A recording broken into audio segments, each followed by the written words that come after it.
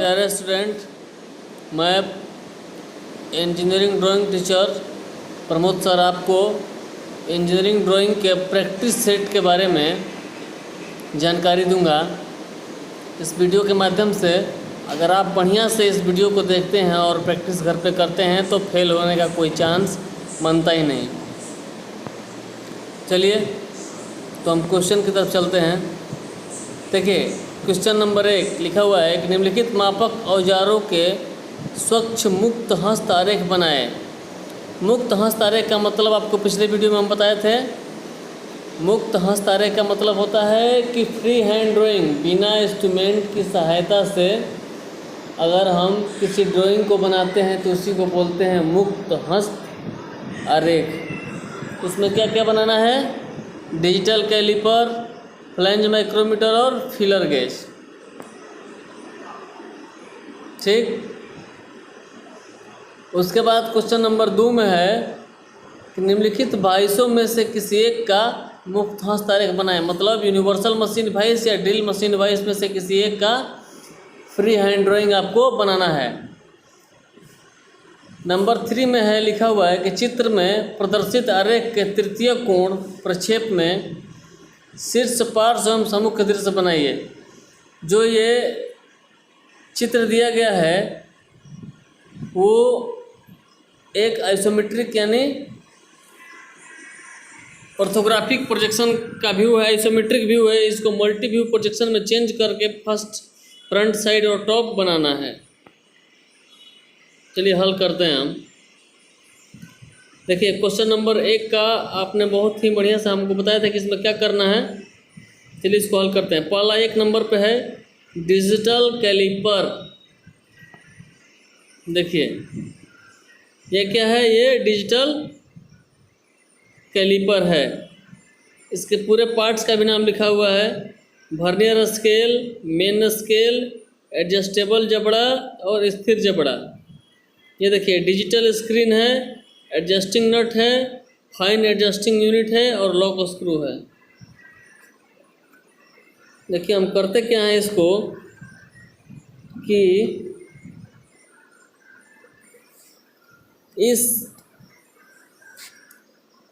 ये वाली स्क्रीन पे हम माप पढ़ते हैं।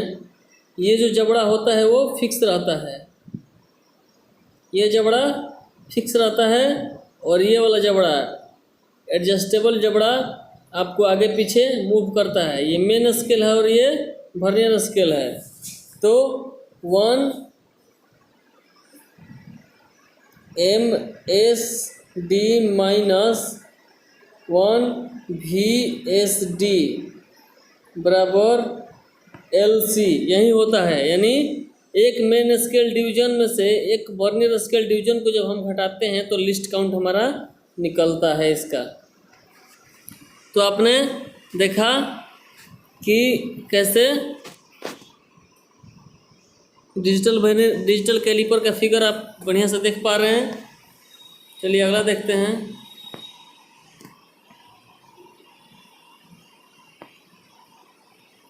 Flange micrometer. देखिए क्वेश्चन नंबर 2 में दिया हुआ था कि फ्लैंज माइक्रोमीटर से क्या मापते हैं हम? गियर के दांता वगैरह का माप ले सकते हैं। जैसे गियर का टीथ का माप हम फ्लैंज माइक्रोमीटर से लेते हैं। इस माइक्रोमीटर को भी बनाना था फ्री हैंड ड्राइंग। इसका भी चित्र आपको इस वीडियो के माध्यम से दिया जा रहा है। चलिए अगला क्वेश्चन देखते हैं। ये देखिए ये फीलर गेज है। फीलर गेज का यूज 2 मैचिंग पार्ट्स के बीच में गैप चेक करने के लिए किया जाता है। जैसे कि ये एक पार्ट्स हो गया और ये एक पार्ट्स हो गया और इन दोनों के बीच में कितना गैप है, इन दोनों के बीच में कितना गैप है। इसी गैप में इसका जो ये पत्ती है, इस पत्ती को डाल के हम चेक करते हैं कि 2 मैचिंग पार्ट्स के बीच में कितना गैप दिया हुआ है।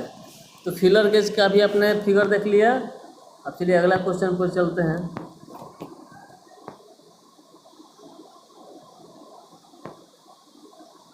देखिए निम्नलिखित में से किसी एक का फ्री हैंड ड्राइंग बनाना है। दो तरह का वाइस है, एक है universal vice, universal machine vice, और दूसरा है ड्रिल मशीन वाइस। इन्हीं दोनों में से किसी एक का फिगर हमको फ्री हैंड बनाना है। चलिए देखते हैं। ये देखिए, ये है यूनिवर्सल मशीन वाइस। इसका जो बेस है वो 360 डिग्री के एंगल में किसी भी कोण पे एडजस्ट किया जा सकता है, और इसका प्रयोग हम ज़्यादातर जैसे कि बड़ी बड़ी मिलिंग मशीनों, ड्रिलिंग मशीनों आदि में जॉब को फिक्स करने के लिए करते हैं। देखिए, इसके पार्ट्स का भी नाम दिया हुआ है, स्क्रू, हैंडल, उधर प्लेन संयोजन मतलब हॉरिजेंटल प्लेन एडजस्टमेंट, बेस भी लिखा हुआ है। कोठरीकृत प्लेट मतलब हार्ड स्टील का एक प्लेट लगाया हुआ है उसके जबड़ा में, जो चल जबड़ा है उसका मूवेबल जा, और एक है फिक्स जबड़ा यानी फिक्स जबड़ा। तो ये भी कोई बहुत ही भारी फिगर नहीं है। अब चलते हैं नंबर 2, ड्रिल मशीन वाइस। देखिए, ये ड्रिल मशीन वाइस है। इसको ड्रिल मशीन के वर्किंग टेबल पे फिक्स कर दिया जाता है, और इसमें हम वर्कपीस को बांध के ऊपर से ड्रिल मशीन द्वारा ड्रिलिंग का कार्य करते हैं। तो इन दोनों वाइसों का फिगर आप देख लीजिए, हो सकता है तो स्क्रीनशॉट कर लीजिए और इसको घर पे प्रैक्टिस कीजिए। सभी 30 डिग्री और 90 डिग्री के एंगल पर सेट स्क्वायर रख के भी बना सकते हैं, लेकिन चूंकि इसको बनाना है फ्री हैंड तो हम कोशिश हाथ से करेंगे।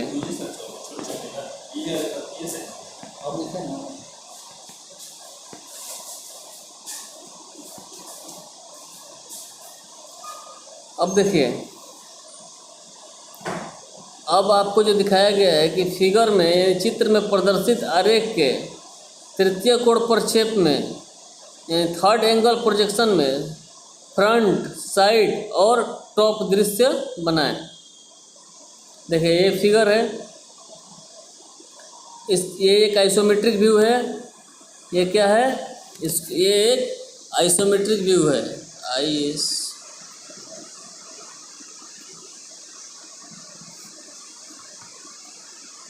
ये एक आइसोमेट्रिक व्यू। इसको चेंज किस में करना है? मल्टी व्यू में। इसको मल्टी व्यू में चेंज कर देना है, ठीक है। तो चलिए आइसोमेट्रिक व्यू को मल्टी व्यू में चेंज करते हैं।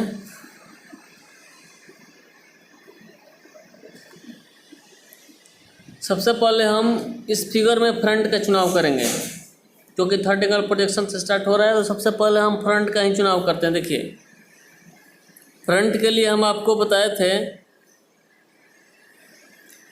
कि जॉब के फ्रंट साइड की ओर या तो तीर बना होगा या तो फ्रंट लिखा होगा। अगर दोनों में से कोई नहीं हो तो हम सबसे लंबे डायमेंशन को फ्रंट मानेंगे। तो यहाँ पे चारों तरफ से तीर दिखाया गया है, ABC से इंडिकेट करके। अब चलिए सबसे पहले देखते हैं कि सबसे लंबा डायमेंशन किसका है।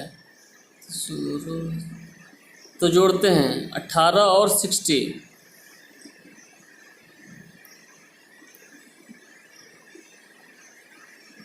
तो जिस साइड में C लिखा हुआ है और तीर का निशान दिया हुआ है वही सबसे लंबा डायमेंशन है, हम उसी को फ्रंट मानेंगे। तो इससे तो क्लियर हो गया कि फ्रंट मेरा लेफ्ट साइड में इंडिकेट कर रहा है। चलिए अब आंसर देखते हैं हम इसका।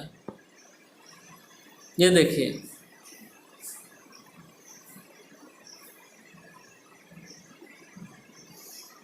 ए को इसमें फ्रंट माना है। आंसर शीट में ए जिधर से तीर का निशान दिखा रहा है इसको हम लोग फ्रंट माने हैं। अब देखिए, फ्रंट से मेरा जितना भी क्रॉस सेक्शन दिख रहा है सबको दिखाने के बाद बीच में जो ये लाइनें हैं इसको हम लोग बोलते हैं डॉट लाइन। ये क्या करती है? छिपे हुए भाग को दिखाने का काम करती है। ये लाइन छिपे हुए भाग को दिखाने का काम करती है। अब देखिए,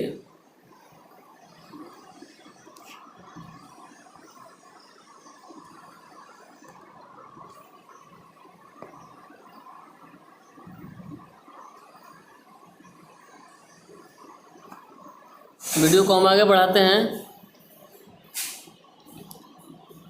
इसमें जो 5/16 का एक छोटा रेडियस गोला बना हुआ है, उसके बाद बड़े गोले का डायमीटर कितना है, इसके लिए नीचे में 5/32 इंडिकेट किया गया है। देखिए, ये जो बड़ा वाला गोला है ये कितना का है, 532, यानी 5 का मतलब होता है डायमीटर, व्यास, और छोटा वाला का इंडिकेट भी किया ही गया है, क्योंकि यहाँ पे भी आपको इसी गोले का साइज दिखलाया गया है। फिर फ्रंट व्यू में ये गोला दिख रहा है, और इस गोले के पीछे में कटा हुआ भाग तो है, लेकिन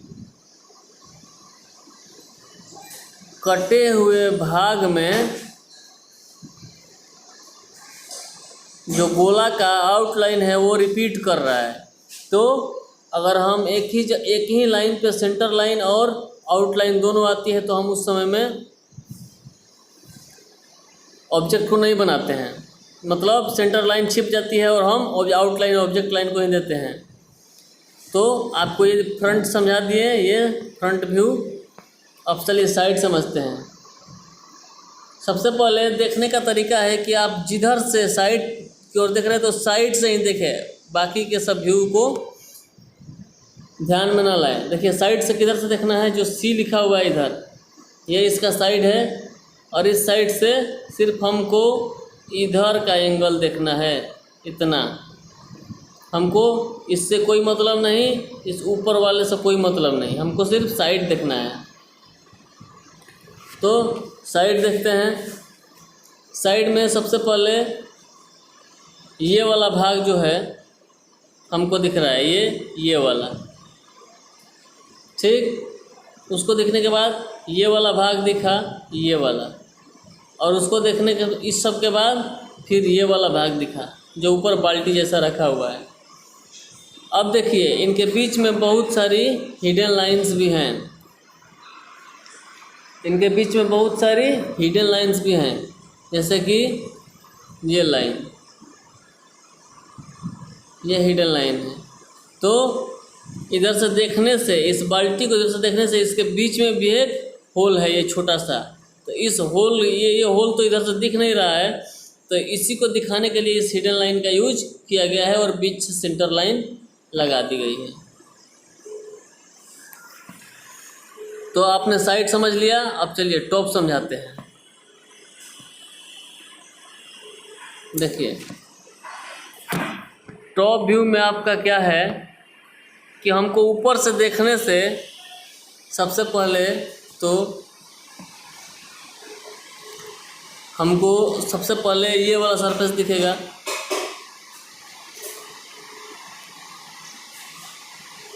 फिर ये वाला सरफेस दिखेगा, फिर ये वाला दिखेगा, और फिर ये वाला दिखेगा। यानी 1 2 3 गोला देखना है। सबसे पहले ये वाला गोला नंबर 1, फिर ये वाला गोला नंबर 2, और फिर लास्ट में छोटा गोला नंबर 3 दिख रहा है। तो अब हम इसको भी मार्क करते हैं। देखिए सबसे पहले नंबर 1 ये वाला गोला नंबर 1 दिख रहा है, फिर नंबर 2 ये वाला गोला दिख रहा है, और नंबर 3 लास्ट में छोटा गोला दिख रहा है टॉप से। तो आपको टॉप भी लगभग समझ में आ गया, और हिडन लाइन सेंटर लाइन का भी ज्ञान आपको हो गया। तो हमने इस वीडियो के माध्यम से आपको बहुत सारी जानकारियाँ दी, और आगे का भी मेरा वीडियो इसी बेसिस पे आते रहेंगे। तो प्लीज़ इस चैनल को बहुत ही ध्यान से देखिए और इस वीडियो को बहुत ही ध्यान से समझिए। धन्यवाद।